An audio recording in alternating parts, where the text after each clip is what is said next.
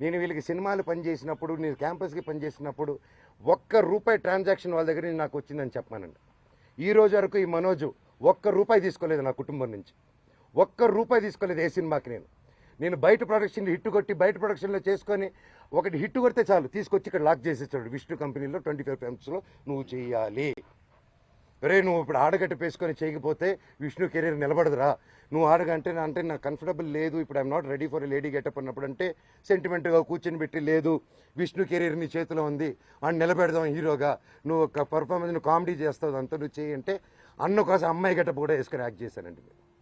ప్రతిదీ చేశాను. వాళ్ళకి స్టంట్స్ డైరెక్ట్ చేశాను, సాంగ్స్ కంపోజ్ చేసి పెట్టాను, ప్రతి గొడ్డు చాకరీ చేసి పెట్టాను వాళ్ళకి. గ్రాఫిక్స్ నేను గ్రాఫిక్స్ చదువుకుంటే అతను గ్రాఫిక్స్ కంపెనీ పెట్టుకున్నాడు.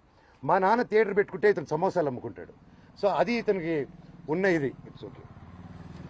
సో మొన్న ఇప్పుడు coming to the point, high court order ఇచ్చిందండి, మేము ఉండొచ్చు వాళ్ళు ఉండొచ్చు, వీక్లీ వన్స్ పోలీసు రావాలని. వీళ్ళు ఏం చేశారు, లోవర్ కోర్టుకి వెళ్ళి అండ్ మాకు కేవేట్ వేస్తున్నాం అక్కడ, మీకు అందరూ తెలిసేది. లోవర్ కోర్టుకి వెళ్ళి రంగారెడ్డి కోర్టుకి వెళ్ళి దొంగ డాక్యుమెంట్ ఇచ్చి కేవేట్ ఉందని అబద్ధాలు, కేవేట్ లేదని అబద్ధాలు చెప్పి జడ్జి గారికి దొంగ ఆర్డర్ తీసుకొచ్చారు. కోర్టుని చీట్ చేశారు. కోర్టుని చీట్ చేసి స్టే తెచ్చారు. ఆ స్టే కూడా నాకు రాలేదండి. నేను ఇంట్లో నుంచి బయలుదేరడం, ఇల్లంతా ధ్వంసం చేసేయడం, పోలీసులు చెప్పారు 1వ తారీఖు చెప్పా, 2వ తారీఖు చెప్పా, నాకు నోటీస్ వచ్చింది తెలియదు, ఏం తెలియదు. ఇంట్లో రాజ్యాంగాన ధైర్యం అనుకుని సార్ ప్లీజ్ సార్ అంటున్నాను.